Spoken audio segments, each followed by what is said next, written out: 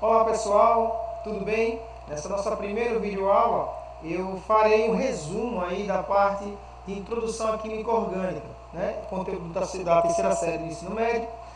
Meu nome é Paulo e irei dar início à nossa videoaula, beleza?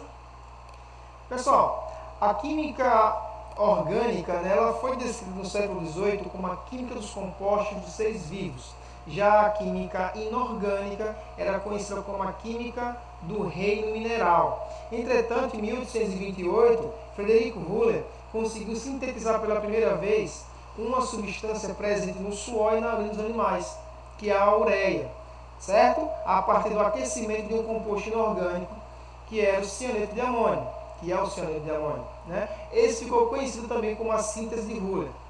A partir daí, houve uma ruptura nessas duas ciências que até então eram distintas, certo? E houve até uma associação com a produção de novos materiais híbridos, né? Como por exemplo o pneu, que é um composto orgânico que sofre, né, uma mineralização dele ao ser vulcanizado. Beleza? Talvez o que expresse melhor o meu sentimento é essa imagem. O plástico, né? O plástico foi pura criação humana, né? Tem seu lado positivo e seu lado negativo, os pós e os contras, certo? Entretanto, há-se a necessidade de existir o plástico, né? Quer seja para guardar alimentos, líquidos. O problema dele é seu uso descontrolado. Mas além dessa imagem aí, a química tem várias ramificações. Uma delas é a farmácia, né? A partir da química orgânica, a farmácia pode se tornar uma ciência, a partir da química, né, dos fármacos. Tem também, pessoal, uma aplicação da química orgânica que é nas tintas, né? Tintas, revestimentos e por aí vai. Tem também na confecção de tecidos, nylon, poliéster, TNT, né? Lycra. Tem a química dos aromáticos, os flavonoides, né, os flavorizantes, que dá cheiro, sabor idêntico, são os artificiais. A química do petróleo, que é a química orgânica mesmo. E o combustível de tudo aí, né, que são a gasolina, óleo diesel, querosene, são tudo aí compostos orgânicos. Álcool também, certo? Pessoal, para dar início, eu trouxe aí uma tabela que faz a diferenciação dessas duas classes, né? A química orgânica da química inorgânica.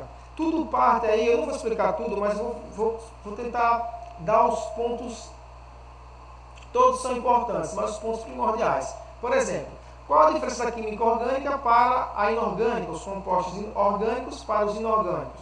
A diferença se dá no tipo de ligação que ocorre entre eles. Primeiro, na química orgânica, predominam as ligações covalentes moleculares. Significa dizer que há um compartilhamento de elétrons, né, entre os átomos, formando essas estruturas. Já na química inorgânica, predominam as ligações iônicas, de caráter eletrostático. Esses dois tipos de ligações distintas vão dar propriedades diferentes a esses dois compostos. Primeiro aí, a solubilidade. Os compostos orgânicos são insolúveis em água, né, por serem apolares. Exemplo aí, gasolina. A gasolina é um composto orgânico, ela não se mistura com a água, que é um composto, né, inorgânico, porque tem polaridade bem acentuada. Já o exemplo aí agora, né, os compostos inorgânicos são solúveis em solventes polares, como a água, certo? Por exemplo agora, ainda falando sobre propriedades aí dos dois, né? Da orgânica e da inorgânica. Eletricidade. Os compostos orgânicos são mal condutores de calor. Isso se dá também a sua ligação que há entre os átomos. Como é uma ligação covalente, né? Essa ligação covalente faz com que a conjectura total do composto orgânico dê essa deficiência de condução elétrica, mas que pode ser aplicado para os isoladores elétricos, né? São as capas de fio, a borracha, né? Sola do sapato que impede aí a passagem de corrente elétrica. Já nos inorgânicos, a sua maioria são condutores devido às ligações iônicas. Também ainda falando isso aí sobre, né, a diferença de compostos orgânicos para inorgânicos, eu vou entrar no ponto de fusão e ebulição. Para os compostos orgânicos, são os compostos que apresentam o menor ponto de fusão e ebulição, né? Já para os compostos inorgânicos, por as ligações ser ligações. Porra, tá osso, velho.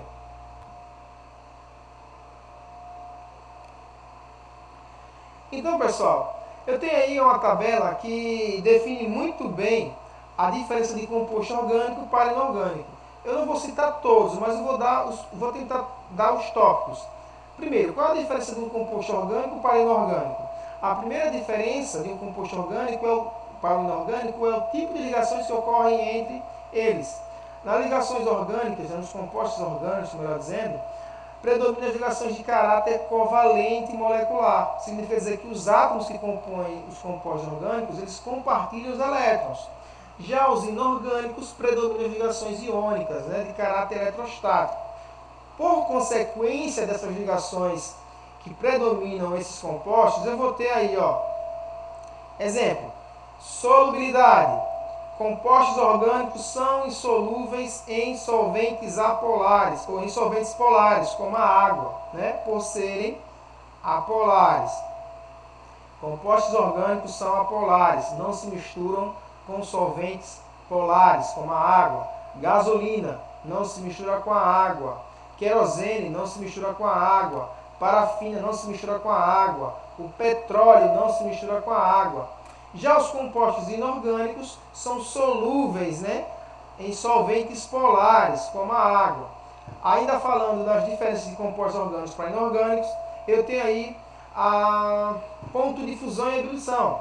Os compostos orgânicos apresentam ponto de ebulição baixo em relação aos compostos inorgânicos, devido mais uma vez aí ao tipo de ligações que ocorrem para a formação dos mesmos, certo?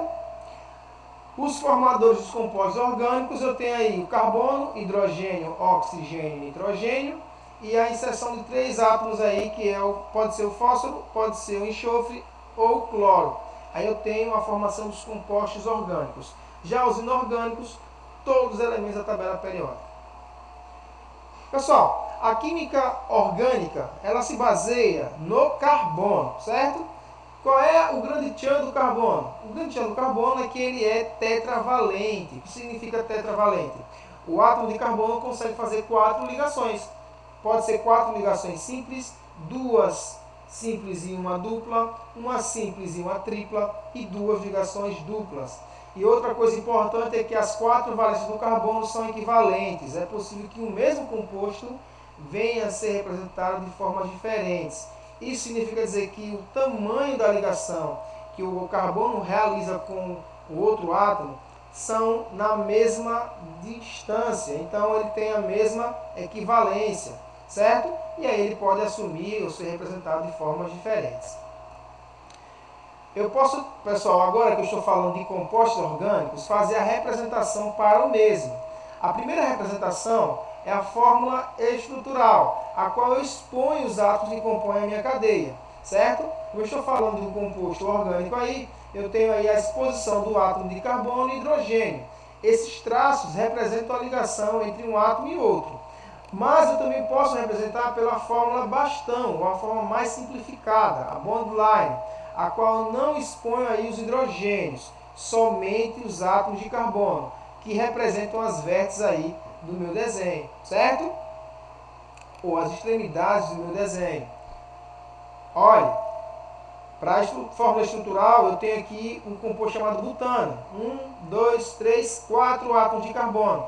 Essa substância aqui representada com essa fórmula estrutural é a mesma dessa aqui, só que representada de outra forma. 1 átomo de carbono, 2, 3, 4, certo? Só não estou expondo os hidrogênios. Pessoal, a priori, quando você está formando cadeias, se está aprendendo a trabalhar com cadeias carbônicas, é bacana o aluno dominar as estruturas eletrônicas de livros e ter em mente a regra do octeto, certo? Porque a regra do octeto só ficou validada porque ela explica muito bem os compostos orgânicos. Vamos lá, vamos dar um exemplo aí para a gente tentar entender como é que se forma aí uma estrutura de cadeia, de um composto orgânico para a sua cadeia através das estruturas eletrônicas. Primeira coisa, para o primeiro exemplo aí, determina a fórmula eletrônica do C4H10. eu vou pegar que o meu C4H10 é formado por 4 átomos de carbono. Esses 4 átomos de carbono formará a minha estrutura ou a minha cadeia carbônica, que é a ligação em série desses átomos de carbono. Lembrando que o meu carbono é tetravalente, tem que fazer 4 ligações, né? Então, eu vou redesenhar a minha estrutura, eu dou uma pausa, tento fazer, se tiver correto, eu tiro o tema com o decorrer do vídeo. Então, olha aqui, ó, C4H10, desenhei meu carbono, né? Como são 4, desenhei os 4 carbonos, o meu carbono é tetravalente, tem 4 ligações e tem que realizar mais 4 ligações para atingir a regra do octeto, atingir 8 elétrons e ficar estável. Próximo passo agora é fazer as ligações em série do meu carbono-carbono. Já realizei. Eu observo agora, né, que a minha cadeia já está formada e eu agora tenho que preencher o resto dos elétrons aí para os meus átomos com a ligação do hidrogênio. Farei isso. Olha lá, tá vendo? Preenchi. E agora eu concluí. E agora eu contabilizo para ver se cada átomo de carbono atingiu 8 elétrons de acordo com a regra do octeto. E meu carbono, a estabilidade do hélio, que é igual a 2. Um exemplo aqui, ó. 2, 4, 6, 8. O meu carbono está estável e meu hidrogênio, ao realizar uma ligação, ficou com um par de elétrons, ficou estável, semelhante ao hélio. Beleza? Vamos para a continuação da nossa aula, certo?